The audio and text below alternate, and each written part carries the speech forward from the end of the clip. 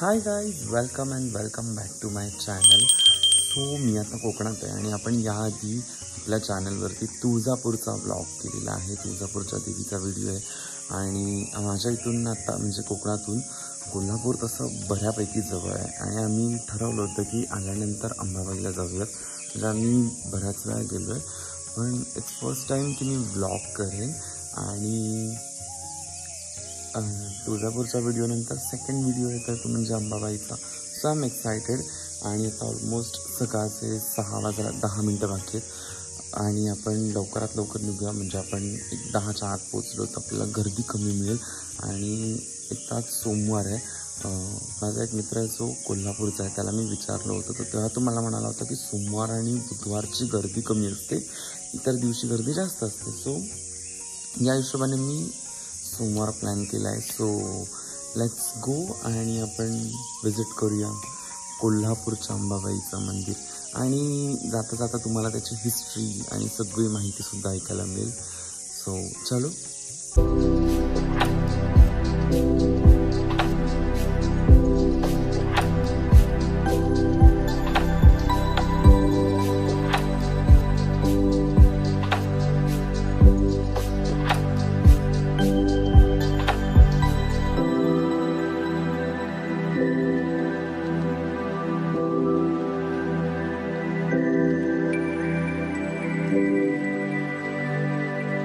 तळ कोकणात आहे म्हणून भुई बावडा आणि घाट चढून वर गेलो की लागतो गगन बावडा.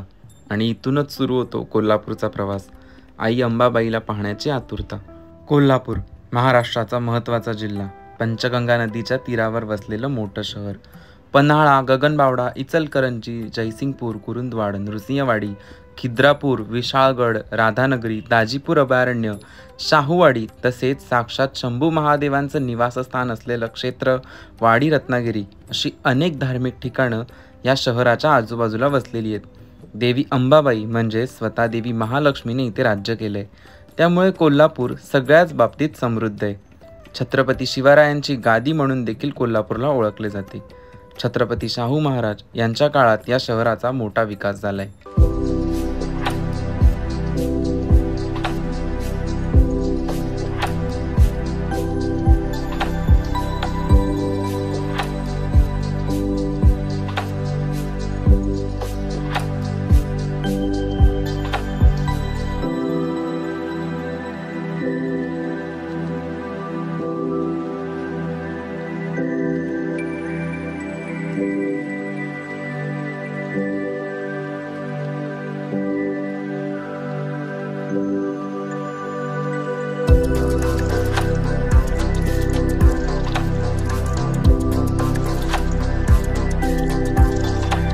बराच प्रवास करून आम्ही कोल्हापुरात पोहोचलो आणि समोर पहिला रंकाळा लागला.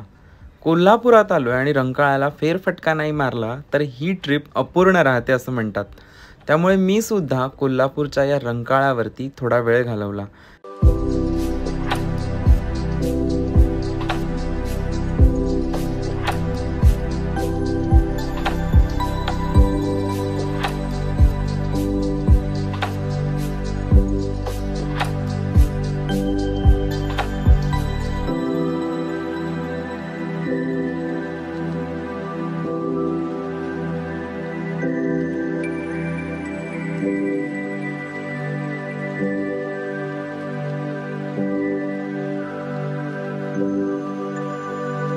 त्यानंतर आम्ही नाश्ता करायला गेलो. मंदिराच्या आजूबाजूला तुम्हाला असे छोटेसे स्टॉल पाहायला मिळतील, ज्यावर तुम्हाला थालीपीठ, अप्पे अशा अनेक घरगुती गोष्टीसुद्धा खायला मिळतील. शेजारीच असणाऱ्या एका हॉटेलमध्ये आम्ही खायला गेलो, पण इथलं फूड तितकंही काही खास नव्हतं. ठीकठाक पण नाही म्हणता येणार, त्यामुळे मी तर तुम्हाला अजिबात रेकमेंड करणार नाही. त्यानंतर आपण देवीच्या दर्शनाला गेलो. आता तुम्ही देवीची संपूर्ण कथा ऐका. ब्रह्मदेवांना 3 पुत्र होते, गे, लावण आणि कोल्ह. उत्तर भारतातील गया या ठिकाणी गेचे निधन झाले, तर लवणाचा मृत्यू लोणार सरोवराजवळ झाला. त्यांचा भाऊ कोल्हासूर याला राक्षस केशीशी लढण्यासाठी रक्षालयात पाठवण्यात आले. कोल्हासूर युद्ध जिंकून इथल्या प्रदेशाचा राजा झाला. त्याला आणि त्याची पत्नी कदंब यांना 4 मुले होती: करवीर, विशार, कुलंधक आणि लज्जासूर. कोल्हासूराने आपले राज्य आपल्या 4 मुलांच्या स्वाधीन केले आणि वनात निघून गेला. त्याच्या 4ही मुलांनी लोकांना त्रास देण्यास सुरुवात केली. तर महादेवांनी करवीरचा, तर श्रीहरी विष्णूंनी विशालचा, ब्रह्मदेवांनी लज्जासुराचा आणि इंद्राने कुलंधकाचा वध केला. मुलांच्या मृत्यूने कोल्हासूर परतला आणि त्याने आदिपराशक्तीची पूजा केली आणि 100 वर्ष हे स्थान सोडण्यास सांगितले आणि कोल्हासुराने लोकांना त्रास द्यायला सुरुवात केली. देवांच्या सांगण्यावरून देवी केदारेश्वर, महारगळेश्वर आणि उज्ज्वलांबा आणि इतर सहकाऱ्यांसह परतली व आजचे 32 शिराळा इथे 100 वर्ष पूर्ण होईपर्यंत राहिली. कोल्हासुराने करवीरच्या 4ही बाजूंना राक्षस नेमले. पूर्वेला रक्तलोल, दक्षिणेला रक्तबीज, पश्चिमेला रक्ताक्ष आणि उत्तरेला रक्तभोज. देवी महालक्ष्मीने पूर्वेकडून करवीरवर आक्रमण केले. उज्ज्वलांबाने रक्तलोलचा वध केला. भैरव आणि देवी कात्यायनी यांनी दक्षिणेत रक्तबीजाचा पराभव केला. पश्चिमेला सिद्ध गणेशाने रक्ताक्षाचा वध केला, तर उत्तरेकडे रक्तभोजाचा वध भगवान केदार यांनी केला. त्यानंतर कोल्हासूर आणि देव यांच्यात घनघोर युद्ध झालं. शेवटी महालक्ष्मीने अश्विन शुद्ध पंचमीला 18 हातांच्या रौद्ररूपात कोल्हासुराचा वध केला. कोल्हासुराने या प्रदेशाला माझे नाव द्यावे असे वचन देवीकडे मागितले आणि तेव्हापासून या करवीरला कोल्हापूर म्हणून ओळखू लागले आणि दक्षिण काशी महालक्ष्मीची प्रिय असल्यामुळे ती देखील करवीर निवासिनी झाली. हे ठिकाण 3.5 शक्तिपीठांपैकी एक पूर्ण शक्तिपीठ आहे, तर सतीच्या 51 शक्तिपीठांपैकी एक देखील आहे. असं म्हणतात इथे देवी सतीचे डोळे पडले होते. इसवी सन 109 मध्ये कर्णदेव राजा कोकणातून आला. त्यावेळी त्याने ही मूर्ती उजेडात आणली. 8व्या शतकात मंदिर भूकंपाने खचले. राजा गंडरदित्य याने मंदिराचा विस्तार केला. 1178 ते 1209 या काळात राजा जयसिंग व राजा सिंगणदेव यांच्या कारकिर्दीत मंदिराचा विकास झाला. ज्याप्रमाणे श्रीयंत्राच्या 16 काटकोणातील मध्यभागी सर्वोच्च बिंदुस्थान असते, त्याचप्रमाणे देवीचा मुख्य गाभारा आहे. हे मंदिर 2 मजली असून वरच्या मजल्यावर शिवलिंग आहे, ज्याला मातृलिंग असे म्हणतात. मातृलिंग असणारे हे एकमेव मंदिर आहे. देवीची मूर्ती चतुर्भुज असून मागच्या उजव्या हातात गदा व डाव्या हातात ढाल आहे, तर पुढच्या डाव्या हातात पानपात्र व उजव्या हातात म्हाळुंग हे फळ आहे. देवीच्या मस्तकावर 3.5 वेटोळ्यांचा नाग असून त्याचा फणा समोर आहे. फण्याच्या मागे योनी व लिंग आहे.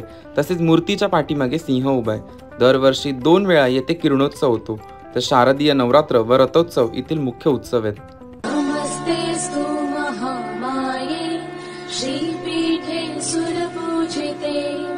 शंख चक्र गदा हस्ते महालक्ष्मी नमोस्तुते. महादेव च धीमहि विष्णुपत्नी च धीमहि. महादेव च धीमहि विष्णुपत्नी च धीमहि. तन्नो लक्ष्मी प्रचोदयात्. देवीच्या दर्शनानंतर मंदिरामध्येच असणाऱ्या एका पेरिना नावाच्या शॉपमध्ये आम्ही गेलो. यांच्याकडे वेगवेगळी इमिटेशन ज्वेलरी मिळते. आम्हाला इथे खास कोल्हापुरी साज आणि चितांग हा दागिना, पारंपरिक दागिना घ्यायचा होता.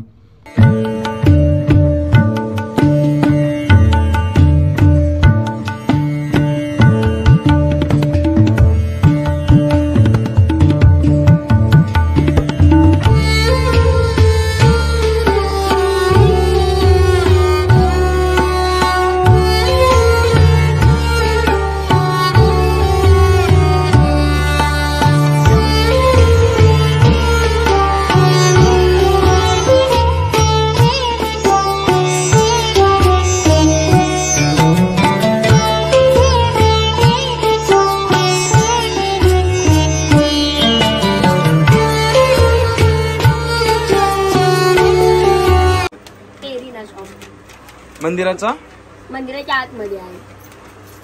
आमच्याकडे सर्व प्रकारचे कोल्हापुरी साज, ठुशा, मंगळसूत्रमध्ये भरपूर व्हरायटी आमच्याकडे होलसेल दरात मिळतात. आणि थँक्यू, आम्हाला छान डिस्काउंट दिलाय.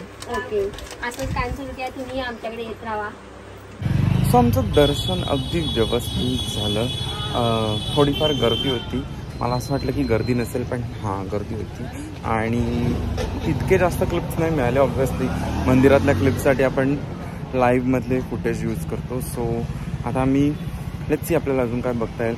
कारण इथून पुढे आम्हाला या व्हिडिओचा सेकंड पार्ट पण फिल्म करायचा आहे. So stay tune and let's go.